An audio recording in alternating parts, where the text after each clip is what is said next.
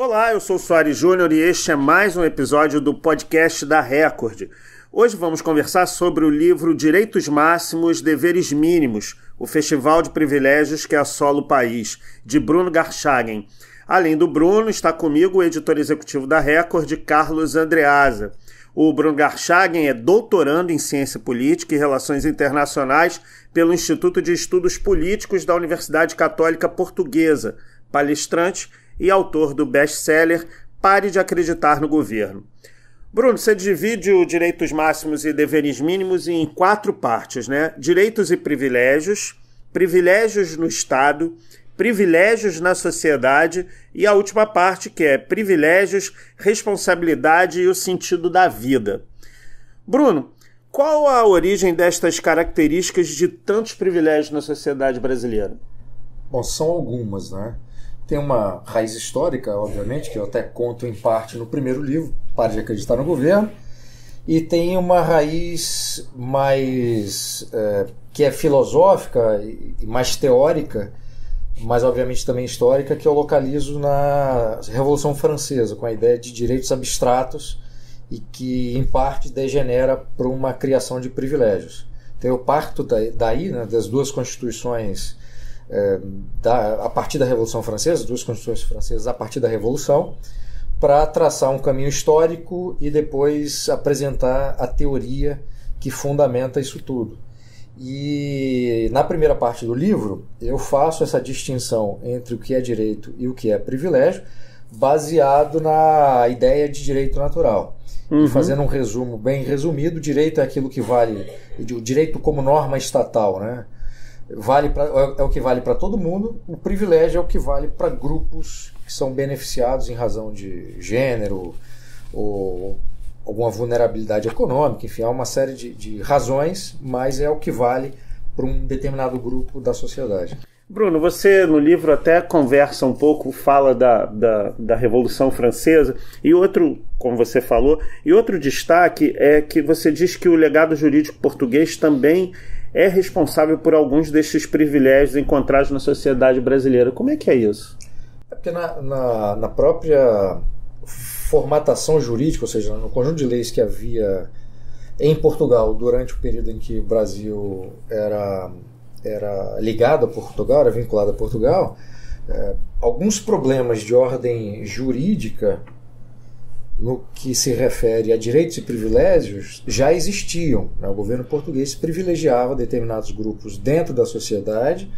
Talvez o caso mais conhecido do ponto de vista histórico nosso é quando se dá a vinda da família real. Dom João VI abre os portos para as nações amigas e há um privilégio claro que beneficia diretamente a Inglaterra em razão do apoio fundamental que a Inglaterra deu durante as invasões napoleônicas na Europa, que foi o motivo da fuga, né, da família real portuguesa para o Brasil. Andreasa, você que editou o livro, o que te chamou a atenção na leitura quando você começou a ver os privilégios apontados pelo Bruno?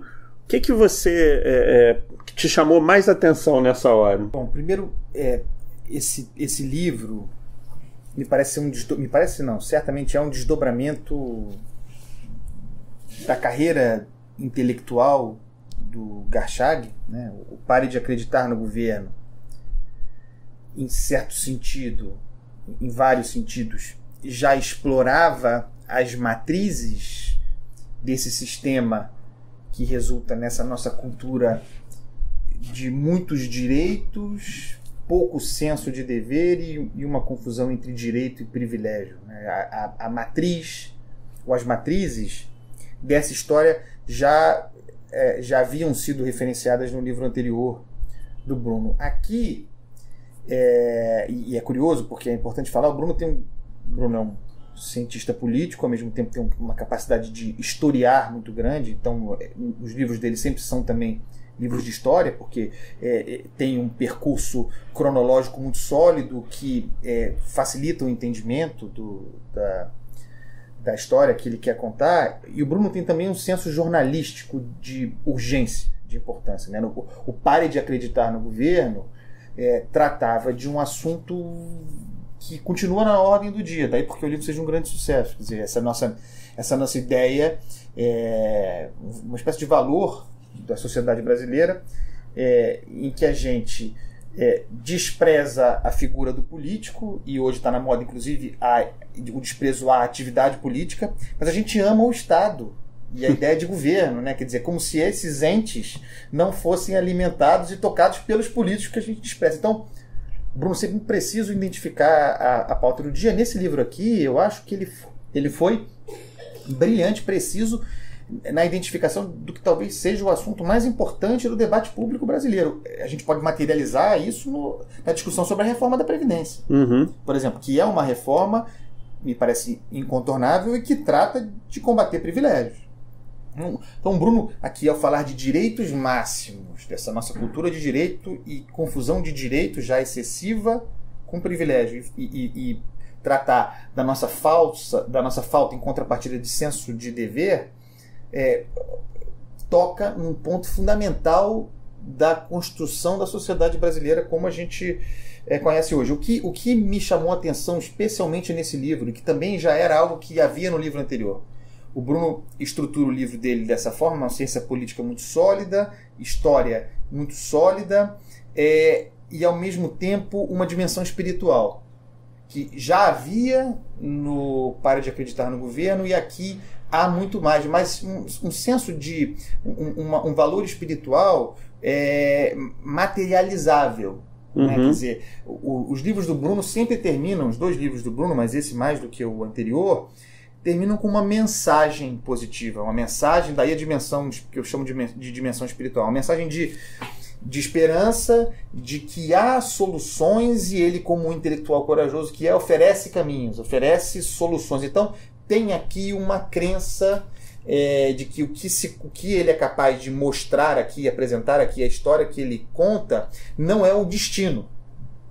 Que é algo que é possível reverter, que é possível encontrar um caminho, que a gente pode evoluir, apurar entre nós o senso de dever. O senso de dever faz com que a noção de direito e certamente o amor ao privilégio encontre um lugar menor. Eu acho que você falou agora sobre que o Bruno ele desenha essa trajetória do livro mostrando que pode haver uma opção ao que está apresentado. E aí tem um trecho, Bruno, que fala um pouco disso, que é o seguinte: você faz uma provocação. Há um momento na vida que um cidadão escolhe entre ser funcionário ou vítima do Estado. Por quê? Essa era uma frase até que é uma frase que eu tirei do primeiro livro e que eu reproduzi no segundo, porque como o meu querido editor Carlos Andreasa disse, o livro é um complemento, né, do segundo, um desdobramento do segundo. E efetivamente todos os incentivos, né, em razão do Estado brasileiro que existe, quando eu falo Estado, estou considerando as três instituições políticas, né, poder legislativo, executivo e judiciário. Os incentivos que existem, que estão criados, que são dados, é para que você não seja um agente privado, você trabalhe para o governo. Tá? Então, há muitos mais incentivos econômicos e tantos outros para você ser funcionário público, especialmente federal, do que para você trabalhar na iniciativa privada. Por isso que eu fiz essa brincadeira. É melhor servir do que ser vítima do Estado, que é o que acontece quando você, na hora que tem que escolher, prefere atuar como profissional liberal, ou atuar como funcionário de alguma empresa, ou você próprio ser o seu dono da empresa, em vez de fazer um concurso público e tal. No meu caso, isso era muito presente, assim, essa é uma preocupação muito presente, porque eu fiz faculdade de Direito. Né? Então, durante 5 anos, eu acompanhei o que é essa dinâmica, né, de você fazer uma escolha que é racional. Se você vive numa sociedade em que os incentivos são esses, e a sua preocupação individual é ter dinheiro para pagar suas contas, constituir sua família e nada mais, seu objetivo de vida é esse, é muito racional que você estude para ser funcionário público, porque o Estado, ao mesmo tempo que atrapalha a iniciativa privada de ser mais próspera do que criando vários obstáculos, burocracia, carga tributária, etc., etc., o Estado se apresenta para a sociedade como o melhor empregador. Ele oferece os salários iniciais mais altos de várias categorias, e em tantas outras ele oferece um percurso, né, remuneratório muito maior do que se você tivesse a iniciativa privada, além de todas aquelas garantias, né, estabilidade, etc, etc. Quer dizer, o mundo pode acabar, tem duas categorias que sobrevivem ao ataque nuclear, né? Que são as baratas e os privilégios e direitos de funcionários públicos. Não acaba, né? Você pode destruir tudo, mas no final do mês isso vai dar o magistrado, enfim, o funcionário público terá a sua remuneração garantida. É isso que eu quis dizer com essa frase aí. Andreasa, tem uma coisa curiosa, porque o Bruno estava conversando, escreveu no livro, o caso da ex-ministra a Luiz Linda Santos, né? Que ela ganhava o salário dela como desembargadora aposentada e tinha os vencimentos de ministra. E ela quis quis juntar os dois e isso ultrapassaria o teto. Como é que você vê essa questão? Quer dizer, é tão introjetado que mesmo o magistrado, que deveria ser aquele ente que preserva o cumprimento da lei, ele mesmo tenta burlar esse cumprimento, né? E quando apontado o problema, a controvérsia, que é uma controvérsia de natureza moral, certo? O sujeito, no caso a ministra, mas serve para um bando de magistrados, o próprio Marcelo Bretas recentemente, o santo Marcelo Bretas recentemente se saiu com uma dessa, né? Quer dizer, diante do fato de que, sendo residente no Rio de Janeiro, casado, portanto sua mulher também residente no Rio de Janeiro, ela recebia a indenização, como é que se chama? Auxílio moradia. Auxílio moradia. Quer dizer, é uma imoralidade. Rompe com alguns princípios que se espera daqueles que zelam pelas leis. Mas qual é a resposta? Em resumo, tanto da ministra Luiz Linda quanto do Marcelo Bretas. É meu direito. Acabou. É meu direito. Não importa que esse direito seja assegurado por outro juiz.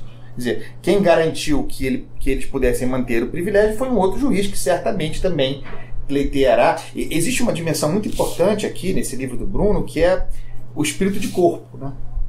O corporativismo, né? Quer dizer, o privilégio como extrapolação do direito, que já é excessivo no Brasil, é garantido por uma blindagem de classe. A gente tem alguns casos assim, eu não sou teórico da conspiração, mas a gente teve recentemente, para mim, claramente uma reação do Ministério Público, que seria atingido, do Ministério Público e do Poder Judiciário, do sistema judicial de modo geral, que quase derrubou o presidente Temer, que não é santo, mas para mim claramente como uma reação à ameaça da reforma da Previdência que viria para diminuir privilégios da mais alta categoria do funcionalismo público. Então, um dos grandes desafios do Brasil para o avanço no senso do dever decorre da blindagem corporativa, que, como o Bruno acabou de descrever, é um convite permanente para que você queira esse lugar, para que você pretenda aderir a esse lugar. É um lugar no qual você não sai nunca mais. É aspiracional, né? Você conseguir isso. Ô Bruno... Deixa eu só complementar. Essa coisa do auxílio moradia é um exemplo muito interessante, porque o auxílio moradia foi criado para servir como compensação, né? E a palavra é essa, compensação para os juízes, porque os juízes não recebiam o que é garantido por lei, que é o reajuste anual. Criou-se uma série de privilégios para compensar essa falta de reajuste, né? E a justificativa, né, dos juízes, inclusive aqueles que têm imóvel próprio e continuam recebendo, é que se trata de um direito, está na lei. E vários políticos também, ao justificarem os seus próprios auxílios moradias ou qualquer outro tipo de auxílio, justificam que está na lei. E aí a gente entra, que aí eu vou entrar no último capítulo do livro, nesse aspecto que o Andreasa falou, que transcende a lei e vai para uma discussão para moralidade e para ética, né? Porque a ética é o que é? Você tem que fazer uma escolha. Quer dizer, aquilo pode estar na lei, mas o ideal é que alguém que trabalhe como o garantidor do cumprimento da lei, no caso os magistrados, sejam os primeiros a se levantar contra um estado de coisas, inclusive estabelecido juridicamente, que fere o próprio princípio do sistema de justiça, considerando tanto a parte de legislação quanto a parte ética, né? E quando os legisladores contribuem para aumentar essa confusão, seja criando privilégios, direitos próprios, privilégios próprios, e criando privilégios para essas categorias que servem de alicerce para a criação desse próprio privilégio, o que você tem no fundo são os três poderes, os membros dos três poderes, se comportando de forma cartelizada para que cada um sirva de proteção para o outro, né? E aí a sociedade fica refém disso. Aos meus amigos tudo, aos meus inimigos justiça. Acaba sendo isso, pois, né? E sem privilégio.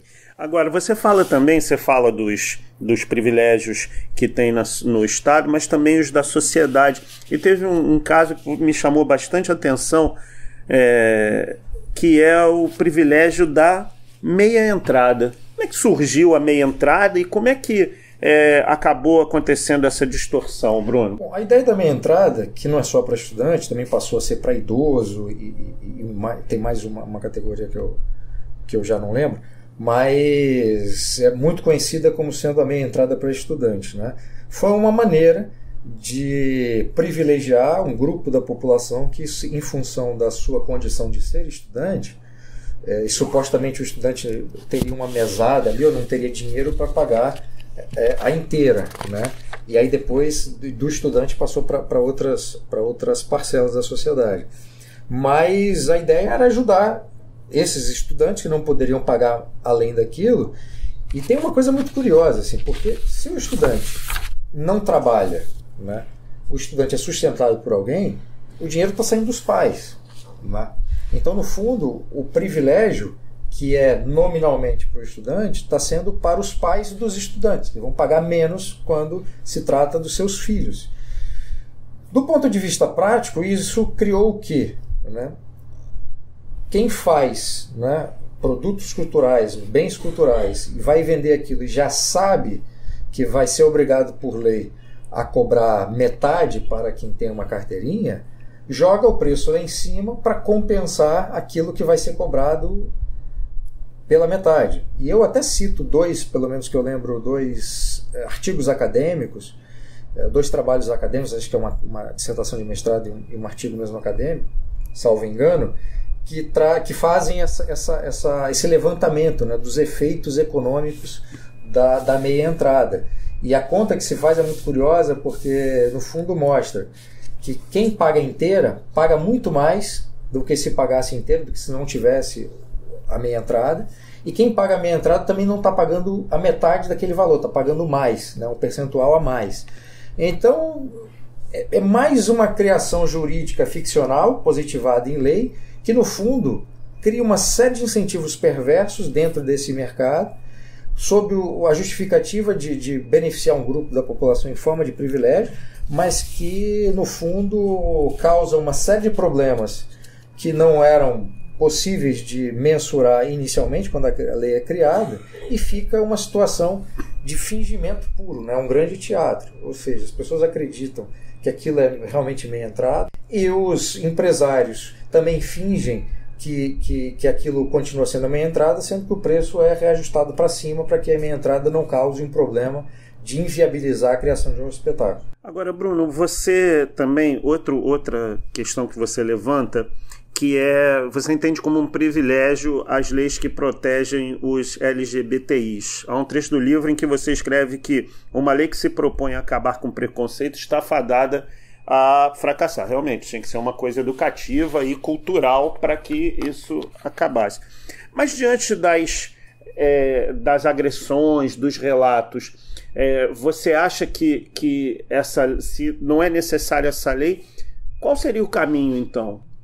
É uma lei única para todo mundo, seja para agressão, homicídio, o que quer que seja, com uma pena maior. Porque senão vai ter uma pena no Código Penal para toda a sociedade, vai ter uma pena específica para quem está inserido nesse grupo LGBTI, aí uma agressão, por exemplo, física, né, que no Código Penal para todo mundo tem determinada penalidade, para quem é homossexual, transgênero e tal, a pena é maior, ou seja, você pela lei já cria uma categoria especial de pessoas. E aí mais para frente, quem tiver algum tipo de característica singular vai pedir uma lei se começar a ser agredido para fazer isso. Isso cria uma divisão social com consequências muito negativas, porque, como eu falei, né, por lei você cria castas específicas que são mais ou menos beneficiadas em função daquilo que são. E isso tem um perigo muito sério, um perigo muito grande, que é o seguinte: hoje é isso, amanhã vai ser o quê? É um processo, quer dizer, isso entra num mecanismo muito perverso com incentivos piores ainda.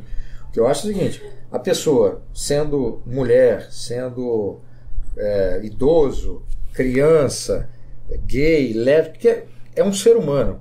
Se for agredido, o agressor tem que pagar com uma pena maior que seja. Se o agressor matar essa pessoa, o agressor tem que ser punido, independentemente se a pessoa é anão, é mais alto, enfim. Você pega características dessas, ainda mais em razão de gênero, quer dizer, uma característica sexual para poder fazer isso, eu acho que é contraproducente. É também muito difícil você identificar quando é uma agressão.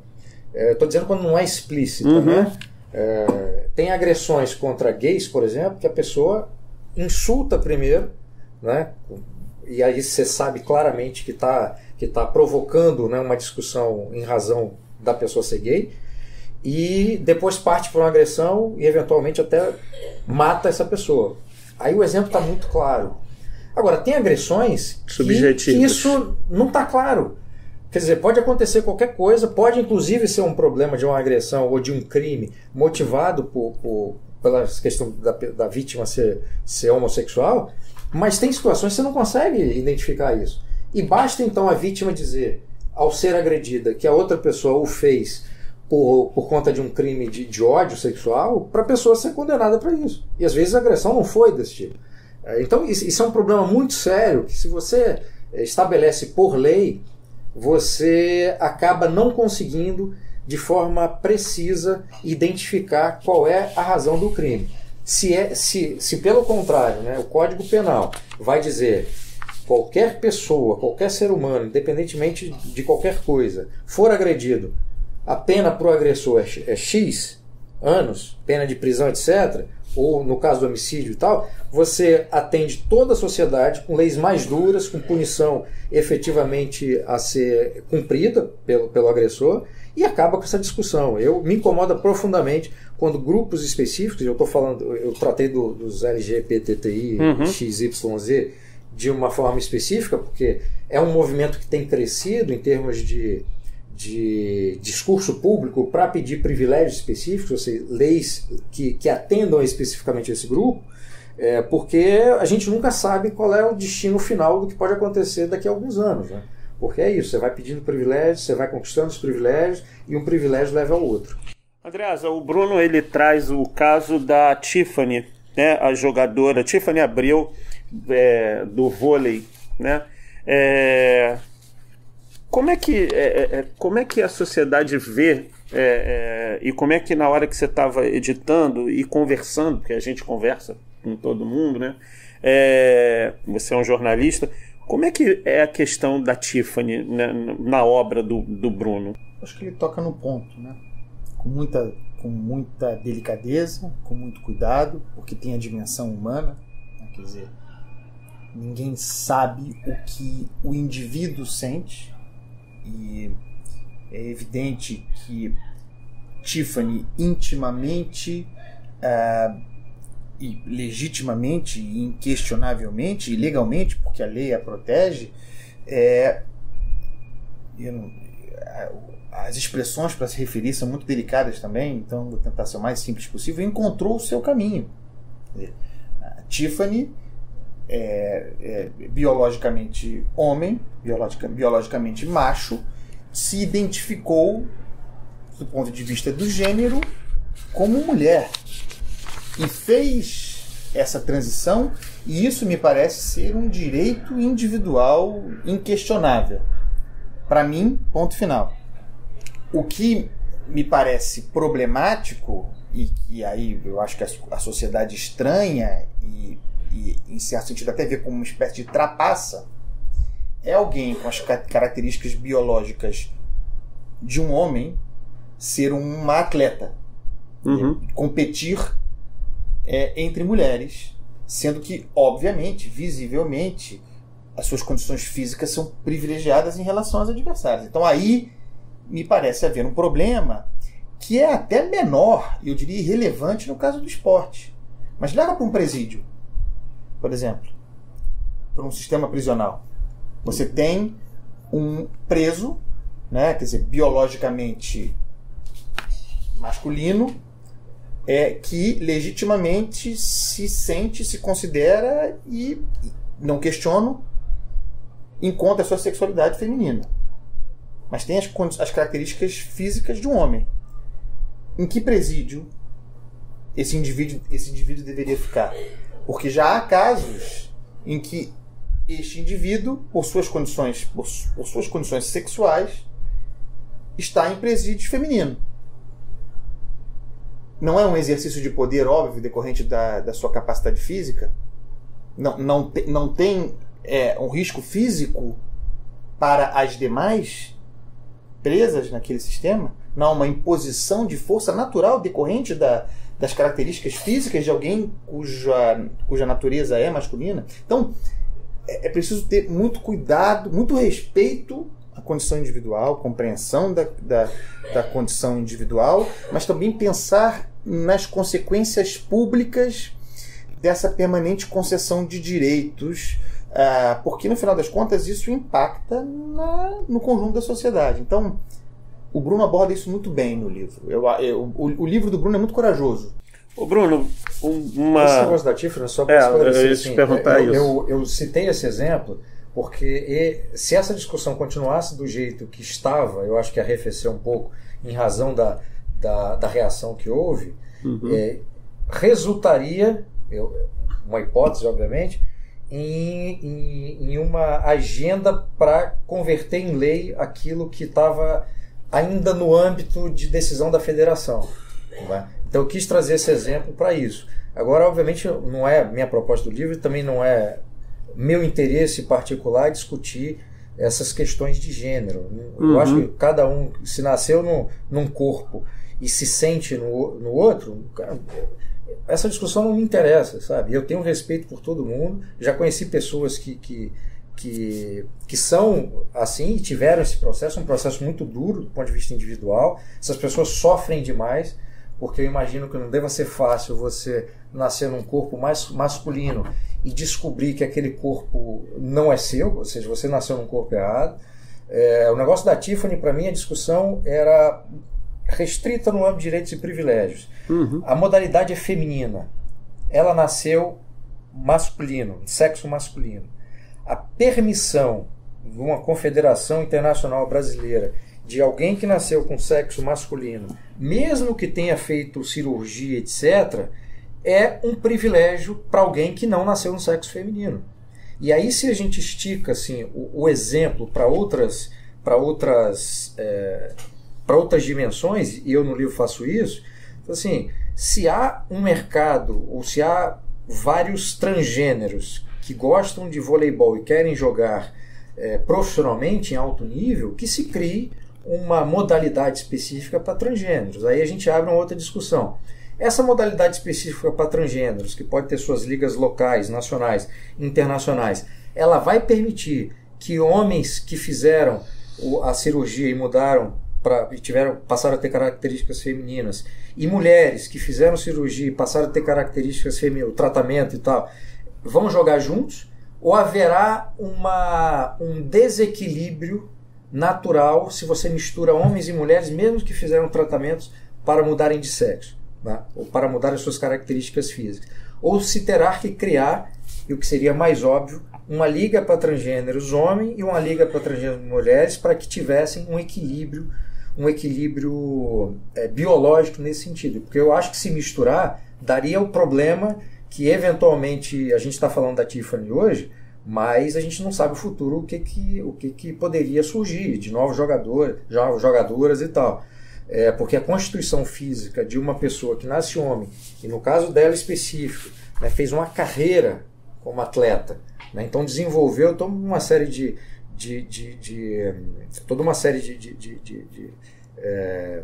condicionamentos físicos, de condicionamento físico, de treinamento, de alto rendimento como homem. E depois, mesmo que reduza o nível de hormônio, já tem uma constituição física formada.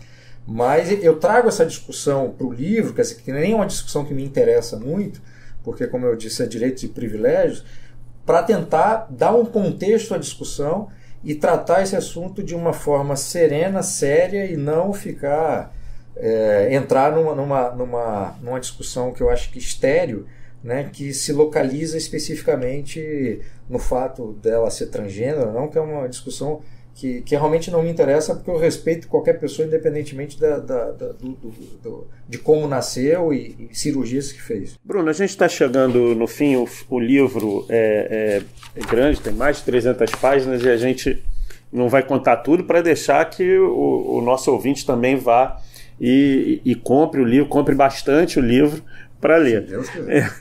Eu queria te fazer uma pergunta para encerrar, Bruno, que é o seguinte: no livro você traz essa série de dados que constroem um país cheio de privilégios, né? No seu entender, como é que a gente sai desse festival de privilégios que assola o país, tendo em vista que eles estão em tantos campos e beneficiam tantas pessoas? Bom, para resumir muito aquilo que eu desenvolvo no último capítulo, assumir a responsabilidade individual que a cada um de nós cabe, e valorizar e colocar como guia, né, de orientação da própria conduta o sentido de dever, obrigação e responsabilidade. Acho que esse tripé é fundamental. E que não há direito, é preciso ter esse entendimento, não há direito sem uma obrigação correspondente. Ou seja, essas duas coisas estão vinculadas de forma umbilical. E aqui parece, e esse é um discurso que foi sendo construído, e as leis expressam esse discurso, que você tem um direito, você tem um privilégio, e você não tem qualquer tipo de obrigação correspondente. E aí o resultado é uma nação de credores, né? Que é a frase que eu uso, uma frase que foi até criada por um amigo que é professor de direito, que é o Bruno Salama. Quando eu estava discutindo com ele o primeiro capítulo do livro, eu estava ainda montando, ele criou essa frase que eu achei ótima, eu acabei incorporando no livro. E uma nação de credores, onde a discussão pública, onde a discussão privada se pauta basicamente em diversos assuntos, eu tenho direitos a ter direitos, eu tenho direitos a ter mais direitos, e esses outros elementos que são mais fundamentais, deveres e obrigações, completamente esquecidos, completamente abandonados, você não consegue criar uma sociedade, uma comunidade de indivíduos saudável, né, do ponto de vista ético, moral, econômico e político. Não dá para ter as duas coisas. Quer dizer, não dá para ter uma coisa ou só outra coisa. Ou você tem tudo, quer dizer, responsabilidade, dever, obrigação e também direitos, e os direitos acabam sendo uma manifestação concreta, né, dessa ideia de uma sociedade virtuosa, baseada em deveres e obrigações e responsabilidade, ou você não tem isso. Isso é uma primeira coisa que compete a cada um de nós como indivíduo. E, obviamente, se você tem uma sociedade que reconhece essas dimensões de deveres e obrigações e responsabilidade como sendo algo valoroso, virtuoso, isso se manifesta politicamente na eliminação de vários desses incentivos e eliminação de várias leis que criam essa situação de direitos e privilégios. Agora, como eu falo no livro, há privilégios que são privilégios efetivamente, de acordo com essa definição que eu faço, essas duas definições que eu faço no livro, mas há privilégios que, por razões específicas, a sociedade entende que são privilégios justificáveis. Vulnerabilidade econômica, enfim, há uma série de exemplos que a gente pode considerar, mas, mesmo justificáveis, não deixam de ser privilégios. Agora, a situação que nós temos hoje, primeiro, uma mudança interior, individual, isso passa por informação. A informação é um dos objetivos do meu livro, é passar essa informação, apontar que existe o problema e fazer com que as pessoas reflitam. A partir dessa reflexão, eu espero que as pessoas mudem de atitude. E a partir disso, aí a sociedade organizada passa, por meio das instituições políticas, a mudar todo esse sistema de incentivos legais ou informais que existem e que cria todo esse problema. Obrigado. A gente conversou aqui nesse episódio do podcast da Record sobre o livro Direitos Máximos, Deveres Mínimos, o Festival de Privilégios que assola o país, de Bruno Garchagen. Eu agradeço ao Bruno, agradeço ao Andreasa. Obrigado, foi um prazer. Leiam Bruno Garchagen, é um dever moral. Obrigado pela entrevista, concordo. Gênero, número e grau. Ok, então a gente volta depois com outro episódio aqui do podcast da Record. Até a próxima.